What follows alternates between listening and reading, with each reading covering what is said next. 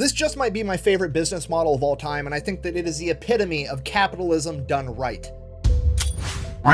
Today we're talking about Chick-fil-A. It is the most successful restaurant chain in America, and it has done that despite being canceled like every 5 minutes for the past decade. So at a bare minimum, regardless about how you feel about Chick-fil-A, you should at least take the time to understand their business model because it's really good. And when I say it's good, that's an understatement because they're not just the most successful restaurant chain in America, they are the most successful by like 10 miles. They absolutely body the competition. It's not even close. Okay, let me break this down for you. The most profitable restaurant chains of 2023 are as follows. Starbucks with $35 billion, McDonald's with $25 billion, and then coming in third is Chick-fil-A with $21 billion. So how is it that the third most profitable restaurant is somehow the most successful? Well, per capita matters, right? Because Starbucks is coming in first with $35 billion, but they've got 38,000 locations. McDonald's coming in second with $25 billion, but they've got 40,000 locations. Chick-fil-A is coming in third place with $21 billion, and they have 2,900 locations. Okay, these other restaurant chains are 12 times larger and have roughly the same output as Chick-fil-A, meaning that the average Chick-fil-A is like 12 to 14 times more profitable than your average McDonald's or Starbucks, which is absolutely fucking insane. And then it gets even crazier when I remind you that Chick-fil-A isn't open on Sundays, meaning that Chick-fil-A is outperforming all of its peers with less locations, working less hours a day, working less days per week. And we're gonna get into how that's possible right after a word from our sponsor. Today's video is brought to you by Rocket Money. It is your all-in-one finance app capable of doing pretty much anything you could want. It does all the normal stuff that you would expect, like help you set a budget, monitor your credit, even track your net worth. But what sets Rocket Money apart is they help you identify every single subscription that you are paying for monthly, and half the time you forgot you were even paying for that. Okay, me and my wife do this all the time. There's always some football game or MMA fight that I want to watch and some TV show that she wants to watch, and for some reason it's on some streaming service or app that nobody has ever heard of. So we have to go get the app, get the streaming service, sign up for the 7-day free trial just to watch our show. Then we forget we signed up for the free trial, and then we're getting charged $7, $8, $9, $10 a month every month for the next 3 years, and I have no idea. Okay, because online streaming has just turned into cable again, let's face it. Is Rocket Money going to fix that problem? No, not really, but they are going to help you quit paying for it. In addition to that, recurring monthly payments that aren't necessarily subscriptions, so like your cell phone or your internet provider, Rocket Money will actually help you negotiate to lower your bill and save you money there too. So if you want to give Rocket Money a try for free, you can go to rocketmoney.com/fatfiles. I'm going to have it also linked in the description down below. Let's get back to the video. Anyways, let's take it from the top. All right, our story begins March 21st, 1921, when this old guy was born. Well, he was a baby at the time. He was just born. It was his first birthday. Well, his 0 birthday, which doesn't make sense because technically that literally is his first birthday, but we don't call it your first birthday until you've already been alive for a whole year, which, anyway, birthdays are dumb. Moving on.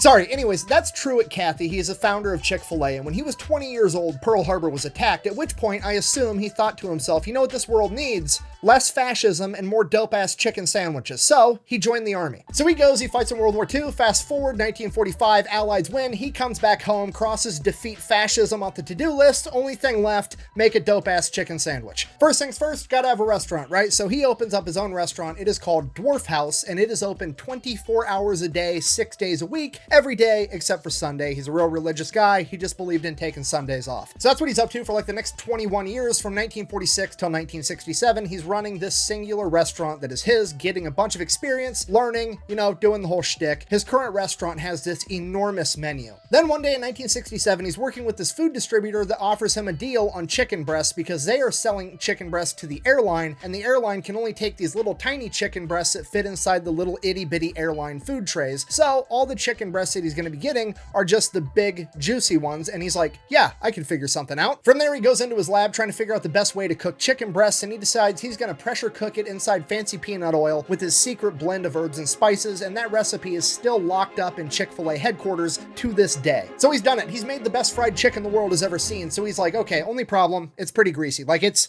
really greasy. It's too greasy to eat with your hands. So he's like, okay, well, I'm just going to stick it inside of a hamburger bun with butter and 2 pickles and make it a sandwich. And thus the chicken sandwich was born, or at least that's what Chick-fil-A says. They say that they're the ones that invented the chicken sandwich, and this was it. So he's like, you know what? I'm done with this enormous menu selling all these different items. I'm I'm just gonna sell this chicken sandwich. I'm gonna rename my restaurant from the Dwarf House to Chick-fil-A, and this is all I'm gonna sell. And the rest is history, okay? Fast forward like 60 years, guess what they're still doing today? They are selling that exact chicken sandwich, which leads me into the first principle of why they're so successful. They follow the simple rule of if it's not broke, don't fix it. Okay, the chicken sandwich is perfect. Leave it alone. Nobody touch it. Just keep selling the exact same thing that got you here. I know that sounds simple and dumb, but most companies can't help but fuck this up. That is a Cheez-It inside. 16 times the size of a regular Cheez-It. I present to you the Cheez-It Crunch Wrap. Okay, and I can give you a real life example why changing shit up and having promotional items all the time is a terrible idea. I used to eat Doritos all the time. Then one day Doritos came out with this new flavor called Buffalo Ranch Doritos Jacked, and they were the best Doritos on the planet by like 10 miles. And I probably ate a bag of them every day for several years straight. Then one day they just disappeared and they quit making them, seemingly for no reason. I can only assume it's because it was driving down the sales of all the other flavors because they were the best Doritos ever. And now, guess what? I just don't eat Doritos anymore because every time I eat a normal Dorito or a Cool Ranch Dorito or a sweet chili Dorito, I go, oh, it's like a shittier version of Doritos Jacked Buffalo Ranch, and I don't even like it anymore. Okay, because you gotta realize, people are creatures of habit. I would have habitually eaten a bag of Doritos Jacked every day till I died if they gave me the option to, but they took Doritos Jacked away, then they essentially broke my habit for me, and I just never went back to eating normal Doritos, okay? So, it was a giant mistake to have the promotional item in the first place, because if they didn't have that, I probably would have just kept eating normal Doritos for the rest of my life. But no, they fucked it up. Which leads us right into our next principle, the KISS principle. Keep it simple, stupid, and this is really where Chick-fil-A excels. Okay, let me break this down for you. Here's their entire menu. They sell chicken sandwiches. That chicken can be fried or grilled, and it can come with cheese or lettuce if you want, and then they also have chicken nuggets and chicken tenders.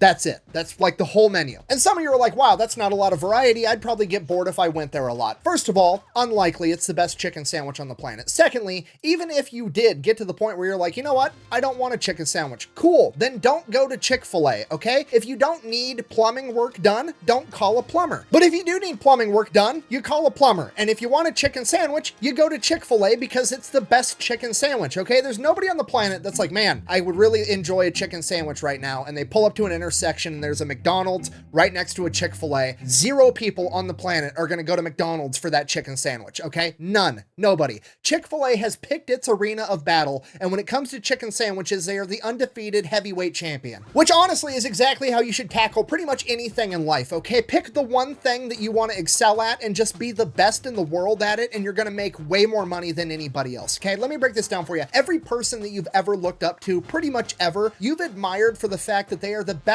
in the world at something, or they excel at one thing in particular, okay? Michael Jordan hasn't played basketball in decades, but everybody on the planet knows who Michael Jordan is because that motherfucker was the best at playing basketball. Okay, you've never had a role model in your entire life where you're like, wow, I really look up to this person because they're pretty mediocre at a bunch of random shit. Mediocre.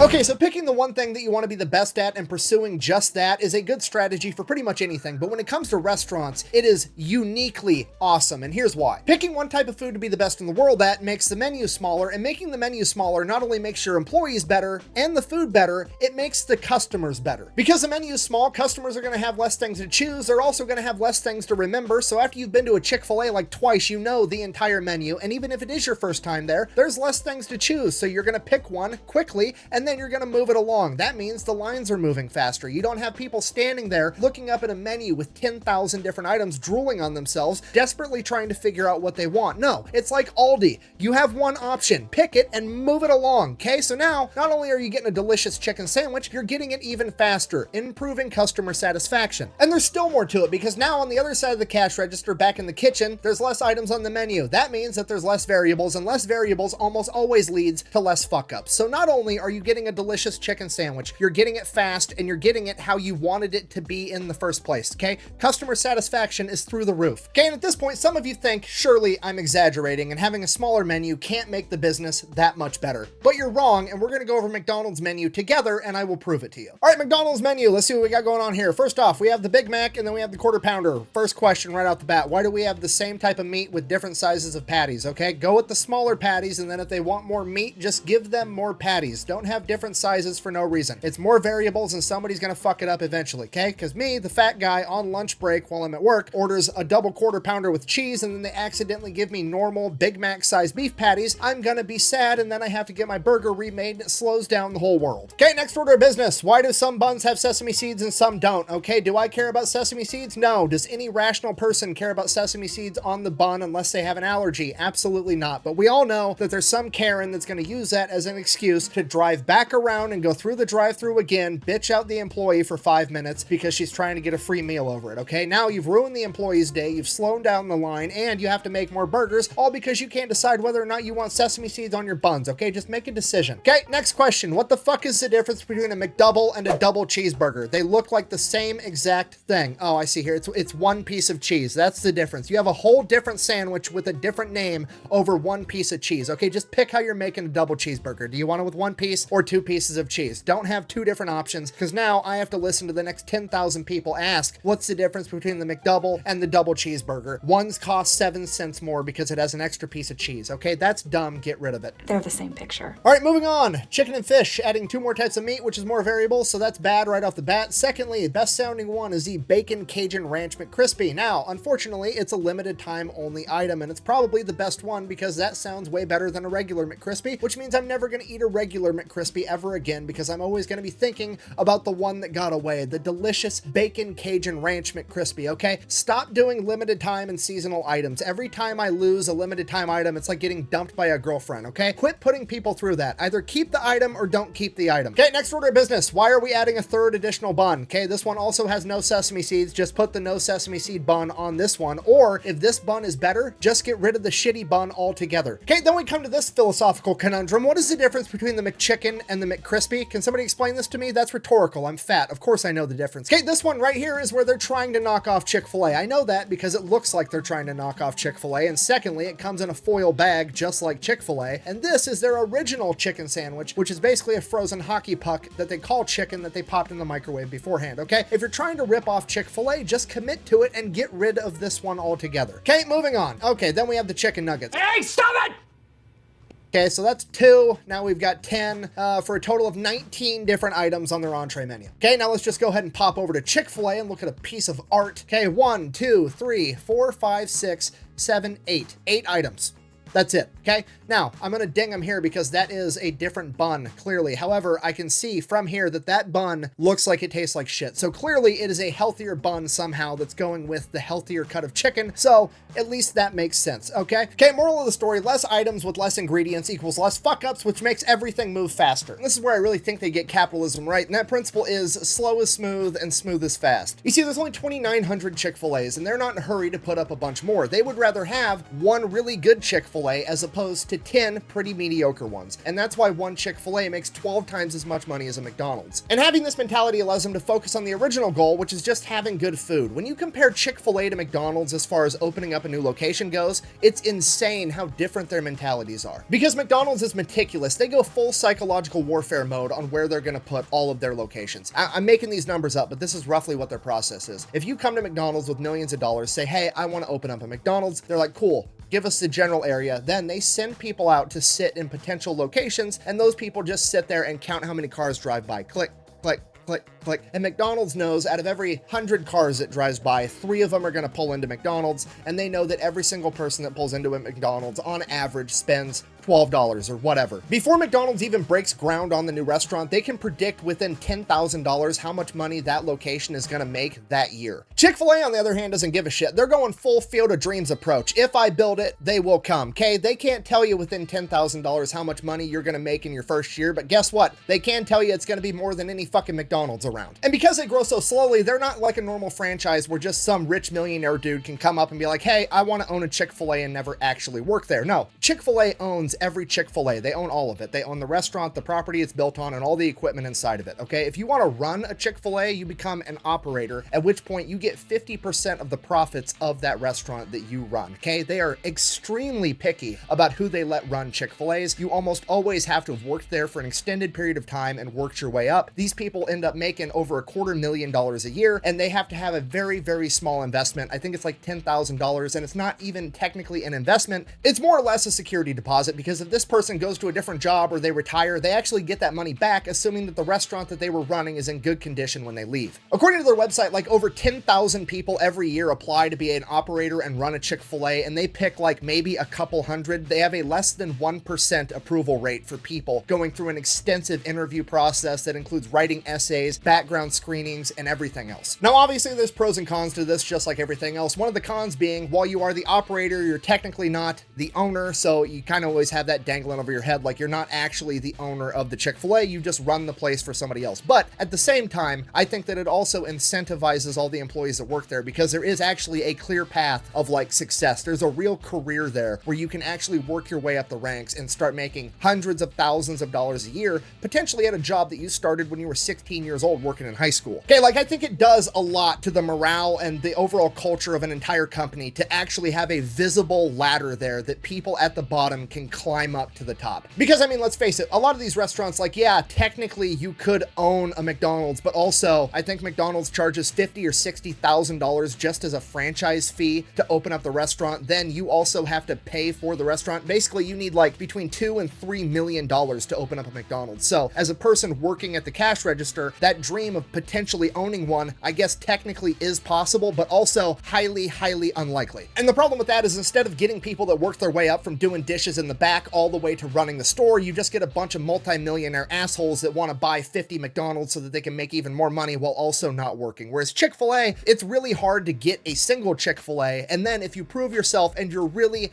really good, sometimes they'll let you get a second or a third one. Less than 15% of all Chick-fil-A operators, which is their equivalent of like a franchise owner, actually run more than one Chick-fil-A, and they're all highly successful. So at most, you're only allowed to run Chick-fil-A. While with other chain restaurants, you can just buy like 60 of them, make a bunch of money, and never have to set foot in the place, and then your culture sucks, nobody cares, it's just a giant money-making machine to you. Whereas with Chick-fil-A's strategy, even the people at the bottom of the totem pole can be like, oh shit, that's the guy running the show right now. He's here, he cares, he's helping me. He's been through what I've been through because he worked his way up. And I think that does a ton for the culture of a restaurant or any business, really. And I think it's pretty obviously visible from the outside if you've ever been to a Chick-fil-A. I think it's the best service out of any fast food restaurant I've ever been to. People are usually happy, and the statistics support that. They have half the turnover rate as a typical fast food restaurant, and they pay a little bit more on average. In the same vein as slow is smooth and smooth is fast, this company also operates on little to no debt, okay? They're closed on Sundays, they donate to a lot of charity, and they don't really like debt. Dave Ramsey is absolutely in love with this company. And what I mean by this is, unlike other companies that go and get big loans to expand, they don't. They save up money, and once they have enough money to open a new restaurant, they open the restaurant. And I think that this makes the entire workplace environment better for absolutely everybody, because now the dude at the very top, the upper management levels, aren't freaking out about the bottom line. They don't have interest payments. They don't have payments they have to keep making all the time. It makes a low stress environment for them, which means they're not putting a bunch of stress and pressure on all the people below them. And that trickles all the way down throughout the entire company and just makes everything 100 times better. So in conclusion, whether you like Chick-fil-A or not, you should absolutely pay attention to what they're doing, because it is undeniable that they are an unstoppable force in the restaurant industry. They are the only restaurant to face nationwide boycotts multiple times in the past decade, and yet somehow they are still 12 times more profitable per restaurant than any of the other major restaurant chains. And they are somehow doing that with less menu items that have less variety between them, while working less hours per day and working less days per week. And it all comes down to basic common sense principles, right? Pick the thing you want to be good at and just be good at that. If it's not broke, don't fix it. Keep it simple, stupid. Don't overcomplicate it along the way. And slow is smooth, smooth is fast. Just don't be in a hurry. If you can apply those 4 things to literally any situation in life, you're more than likely going to be successful at it. Thank you for watching.